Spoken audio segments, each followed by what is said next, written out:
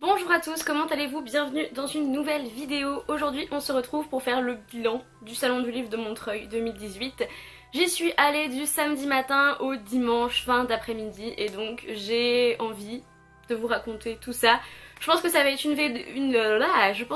vidéo quand même rapide parce que vous allez voir, j'ai fait 2 achats dont un cadeau de Noël, donc en fait j'ai fait un seul achat. Donc j'ai été mais tellement raisonnable en fait, mais c'était peut-être parce que j'étais avec quelqu'un qui était raisonnable.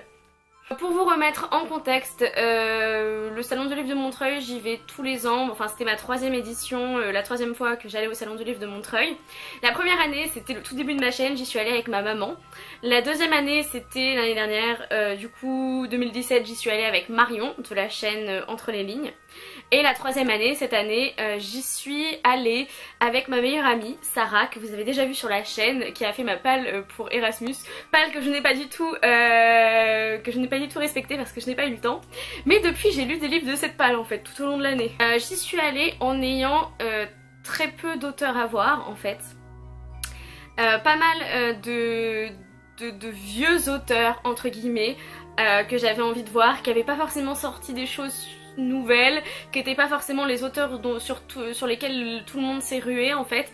La première année, j'ai vraiment vu des gens genre Rebecca Donovan, Amy Harmon, je sais plus qui j'avais vu d'autres, Melissa Belvigne, etc.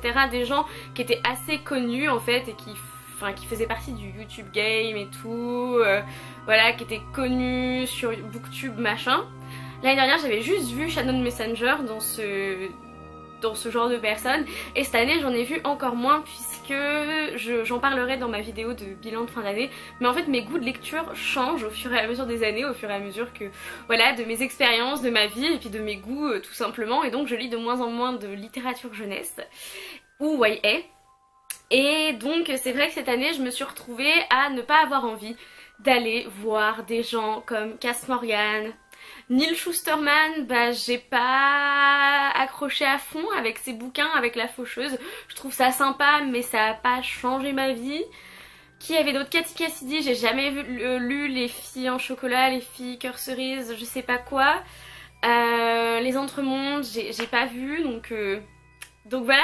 Au tout début, le samedi matin, on est arrivé et on est allé voir Ariel Holtz, puisque ma meilleure amie voulait acheter le tome 1 des Sœurs Carmine. Elle en avait entendu parler à peu près partout, sur Booktube et par moi aussi.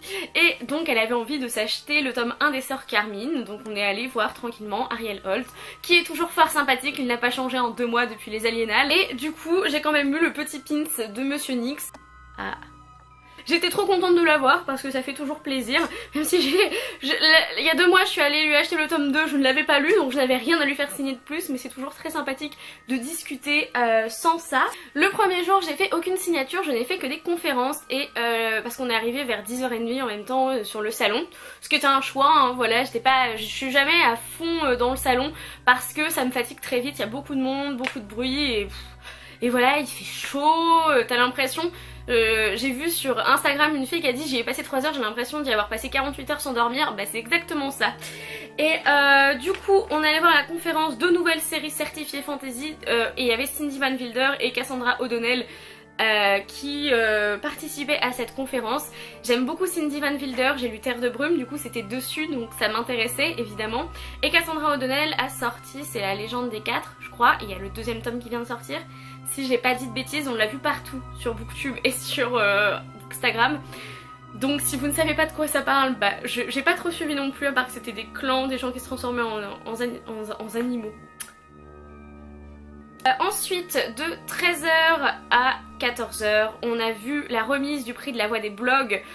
Et donc gros spoil, c'est Sirius de Stéphane Servant qui a gagné. Il y avait 2 auteurs qui étaient présents. L'autrice de Rage, donc j'ai complètement oublié le nom parce que je n'ai pas encore lu Rage, donc je vous le mettrai ici. Et Stéphane Servant qui était en compétition pour Sirius, que j'ai lu et fait dédicacer l'année dernière et qui est ici. Ils ont parlé de beaucoup de sujets d'actualité, notamment d'écologie et des migrants, et franchement si j'aimais déjà Stéphane Servant, bah maintenant je l'aime encore plus et j'ai encore plus envie de m'intéresser à lui. Ensuite à 14h, parce que oui j'ai vraiment enchaîné tous les trucs, et à 14h j'ai regardé l'entretien de Neil Shusterman, Quel monde demain, qui durait 30 minutes. Il parlait de son nouveau bouquin qui est Dry. qui est, voilà, c'est si la Californie n'avait plus d'eau, comment ça se passerait. Et il y a je sais plus qui a dit que en 3 jours n'importe quelle société sans un des besoins basiques genre la nourriture ou l'eau etc bah, en fait pouvait s'effondrer en 3 jours, ce qui est assez flippant. Et donc eh ben c'est ce qui se passe dans son bouquin. Il était super intéressant à écouter, néanmoins ça m'a pas donné envie d'aller faire dédicacer un de ses livres, donc voilà. Donc c'était la fin de cette première journée, je crois qu'on n'a rien fait d'autre. Si je ne m'abuse, je suis sûre que Sarah va me dire en fait t'as oublié la moitié du truc, c'est ce qui est probable. Le lendemain, on est arrivé et qui c'est que j'ai vu? Estelle Faye pour Un éclat de givre, puisque c'était un très très gros coup de cœur de cette année qu'elle m'a très gentiment dédicacé et c'était génial parce que je lui ai posé des questions sur son inspiration et sur le post-apocalyptique et tout. Et franchement j'ai été très satisfaite très personnellement de ses réponses et j'ai hâte de pouvoir lire d'autres livres d'Estelle Faye. J'en ai commandé un à Noël donc peut-être, qui sait. Ensuite je suis quand même allée demander la petite nouvelle sur Fitz de Gardien des Cités Perdues chez les éditions Lumen. Et voilà, j'aime pas Fitz comme personnage mais j'ai envie de savoir quand même et voilà, et je l'ai prise. Alors là vous avez mon plan qui a été tourné, retourné dans tous les sens. Cet énorme plan que de toute façon j'arrivais pas, je comprenais rien à ce plan donc voilà. On a aussi, qu'est-ce qu'on a j'ai pris le catalogue 2018 des éditions du Chat Noir parce que ouais 2018 c'est fini mais comme ça j'aurai une bonne idée. Et je suis allée demander l'extrait gratuit des Terres Inconnues de Maes Larson parce que c'est un auteur qui m'a suivi sur Instagram et je le connaissais pas du tout et donc j'ai bien envie de tenter son bouquin et je vais lire l'extrait avant. Et alors ce jour-là on nous donnait aussi des pins du nouveau bouquin de Joseph Delaney et de L'apprenti épouvanteur. Donc voilà, j'ai deux pins maintenant, sachant que je suis pas allée voir Joseph Delaney parce que j'avais vendu mon bouquin à ma meilleure amie Sarah, donc elle est allée faire dédicacer mon vieux bouquin. Quand elle est allée acheter un bouquin de Benjamin Lacombe, une BD, désolée, de Benjamin Lacombe, j'ai acheté Libre, Manifeste pour s'affranchir des dictats sexuels de Ovidia et Digli.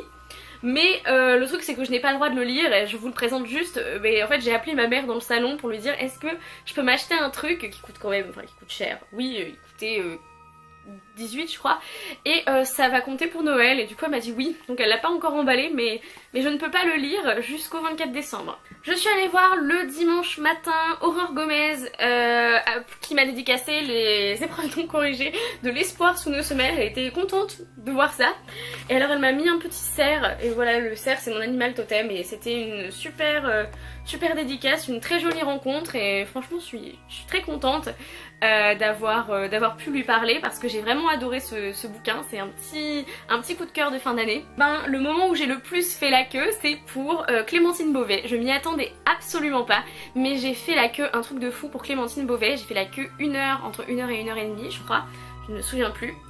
Et pour acheter Brexit Romance, c'est mon seul achat du coup du salon, toujours chez Sarbacane et il me tentait depuis que je savais qu'il allait sortir en fait. Il est sorti en septembre et j'attendais de l'acheter au salon du livre et je suis tellement contente parce que j'ai commencé à lire le premier chapitre dans la queue, dans la file d'attente pour Clémentine Beauvais et j'ai déjà bien accroché donc je suis assez convaincue et j'ai hâte de le lire mais je ne sais pas quand. Mais voilà, et dans la queue pour Clémentine Beauvais, je me suis fait des potes, mais genre des personnes que je connaissais pas du tout. Et alors on s'est mis à se parler, et pendant 1 heure on a été très potes. Donc c'est chouette, c'est ça qui est sympa, c'est les rencontres du salon, très clairement.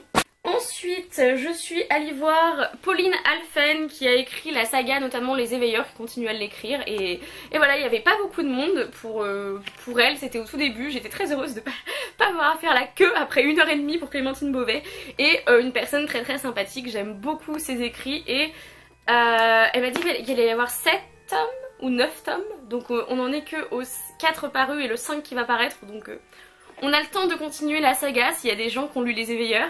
Là ça a été la fin de la fin et ma pauvre Sarah en fait, elle en pouvait plus, pauvre enfant.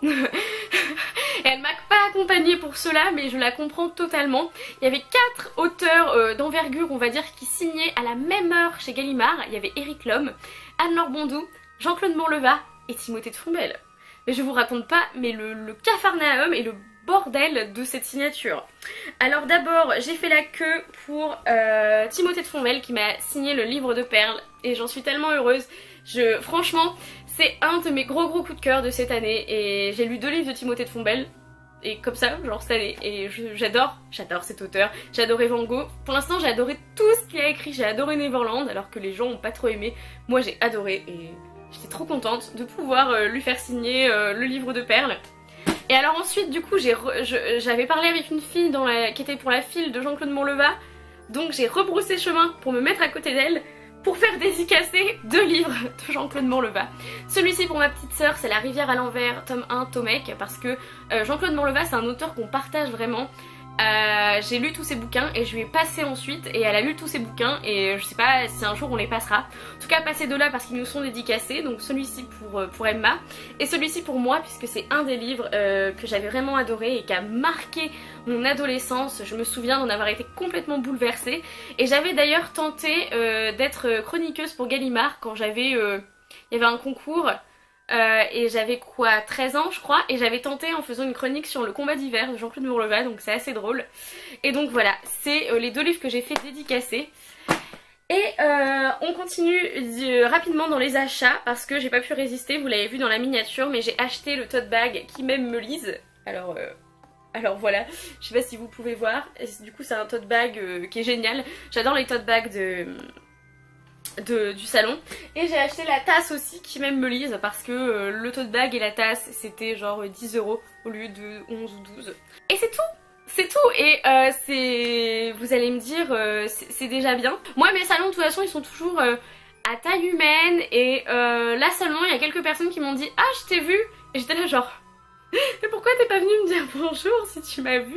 Il y a des gens, je sais pas à quoi vous ressemblez, hein, vous savez, donc genre vous êtes un nom, des fois vous avez pas d'avatar, donc je ne sais pas à quoi vous ressemblez, alors que vous le savez.